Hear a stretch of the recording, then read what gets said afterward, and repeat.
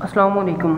आज हमने उर्दू कैलीग्राफी के अंदर यानी उर्दू की जो लिखाई है, जो ख़त नस्तालीक है, उसके मुताबिक हमने देखना है कि अलिफ़ जो है वो किस तरह से लिखा जाता है। अब बात मेरी समझने की कोशिश करें कि आपको रूल्स की समझ नहीं आ रही। आज आप लोग जो है इसके रूल समझने की कोशिश करें या इसकी शक्ल सूरत हमें पता चले कि बेसिकली अलिफ़ जो है वो होता किस तरह का है। आपके पास फॉर एग्ज़ाम्पल ये 2 लाइन्स हैं, यानी कि आपके पास जो पेज होता है ये पेज की 2 लाइन्स है आपके पास, ठीक है ना। एक लाइन ये है, एक लाइन ये है। अब इसके अंदर हमने लिखना है, आप समझ लें कि ये उन दोनों लाइनों का हाफ है, यानी ये एरिया हमारा 50% है, ठीक है। अब यहाँ पे तकरीबन 75% आ जाएगा और यहाँ पे अगर देखें तो 25% आ जाएगा, ठीक है। हम एहतियातन जो है वो एक सेंट्रल लाइन ड्रॉ कर लेते हैं, लेकिन आप लोगों ने क्या करना है, इसको सिर्फ अपने माइंड में रखना है कि इसका दरमियान कहाँ पे बनता है और 75% एरिया कहाँ पे बनता है। अब मैं आपको समझाने से पहले ये करूँगा कि एक हम स्ट्रेट लाइन ड्रॉ कर लेते हैं इस तरह से, ठीक है ना। ये लाइन आपने क्या करनी है, 75% एरिया से इसको नीचे ले आना आपने यहाँ तक। 75 से आपने इसको शुरू किया और आपने इसको 25 तक रोक दिया आगे, ठीक है। अब यहाँ पर 25 तक रोकने के बाद अब हमने करना क्या है, आप ज़रा गौर करें कि हम इसकी शक्ल सूरत, इसकी बनावट को समझेंगे कि वो किस तरह से होती है।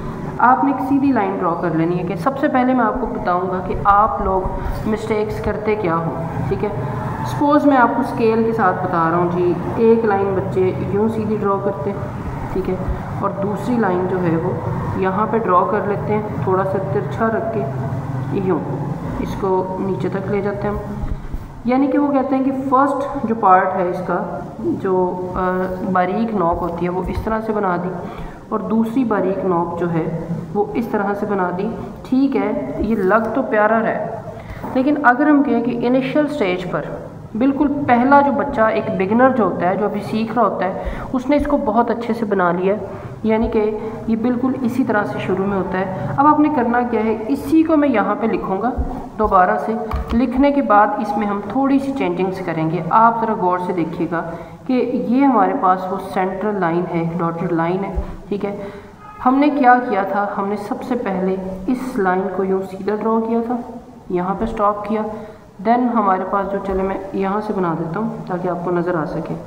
दूसरी लाइन हमने यहाँ से ड्रॉ की थी यहाँ तक, बिल्कुल ठीक। पहली जो इसकी बारीक नोक है वहाँ पे तो ये कॉर्नर बनेगा इसका, यहाँ पर तो ये इसका कॉर्नर बनेगा, ठीक है। लेकिन यहाँ पे इसका कॉर्नर नहीं बनेगा।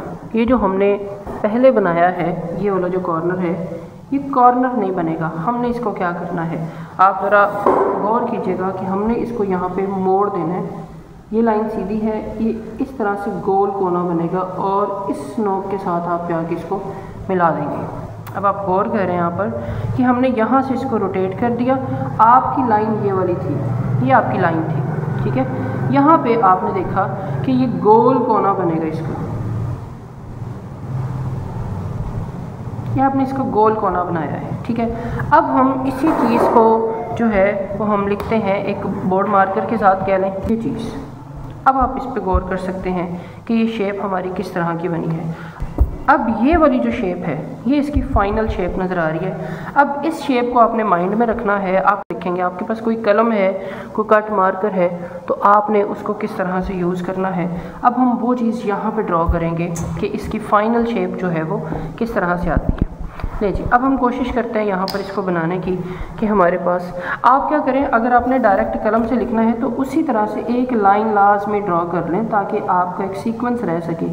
आप ये लाइन यहाँ तक ड्रॉ कर लें, ठीक है, ताकि आप इसके साथ साथ आएँ।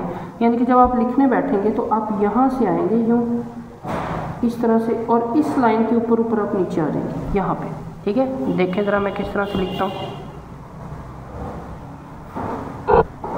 पीछे से लिखना शुरू करूँगा, बिस्मिल्लाहिर्रहमानिर्रहीम।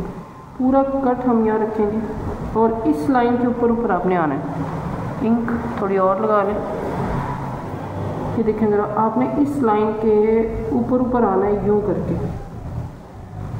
और यहाँ पे ये हमारे पास जो नोक है, ये देखें ज़रा, आप अगर इसको गौर करें,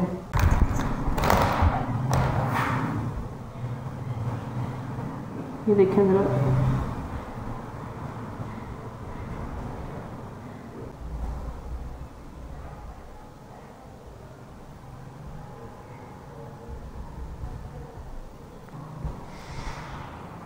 नहीं जी, ये आपके पास एक फाइनल अलिफ लिखा गया।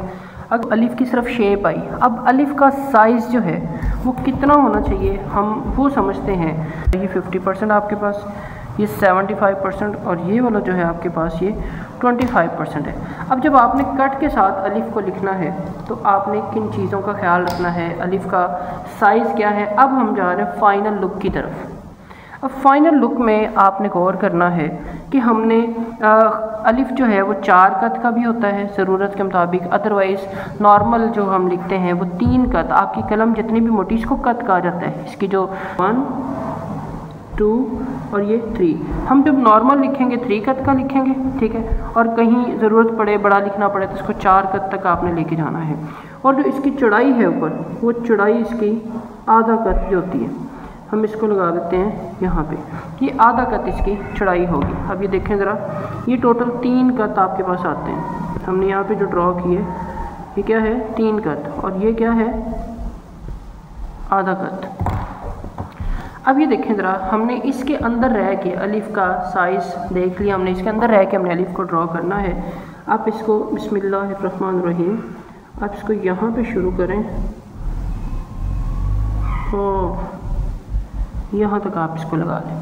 ये आपके पास देखें अलिफ जो है वो कंप्लीट लिखा गया। आपने इस तरह से, ये लाइन आपको जो नज़र आ रही है ये भी थोड़ी सी पीछे की तरफ जा रही है, जैसे हमने यहाँ पे आपको बताई थी कि ये भी थोड़ी सी पीछे की तरफ जाती है। लाइन बिल्कुल स्ट्रेट नहीं होती। अगर हम कहें ये लाइन स्ट्रेट आ रही होती है, ये थोड़ी पीछे की तरफ बैंड होती है। आप देखें ज़रा, दोनों सिरे जो है इसके बारीक होते हैं, वो भी आपने देख लिए, और तिरछे होते हैं दोनों सिरे। यहाँ पर आपके पास ये नोक नज़र आ रही है, ठीक। तो नीचे देखें ये सिरा आपको गोल नज़र आ रहा है, ठीक है। अब ये देखें, ये मेरे पास बोर्ड मार्कर है, ठीक है, और इस कट के साथ हम लिखेंगे। किस तरह से लिखना है आपने गौर करना है कि आपने पहले ये जो आपके पास कट है, कट को आपने यूँ तिरछा रखना है। तिरछे से मुराद आपने 160 के 60 के एंगल पे रखना है आपने इसको। ये चीज़, ये आपके पास 60 का एंगल है, ठीक है। आपने इसको थोड़ा सा कोने के साथ लिख के इसको यूँ नीचे ले आना आपने।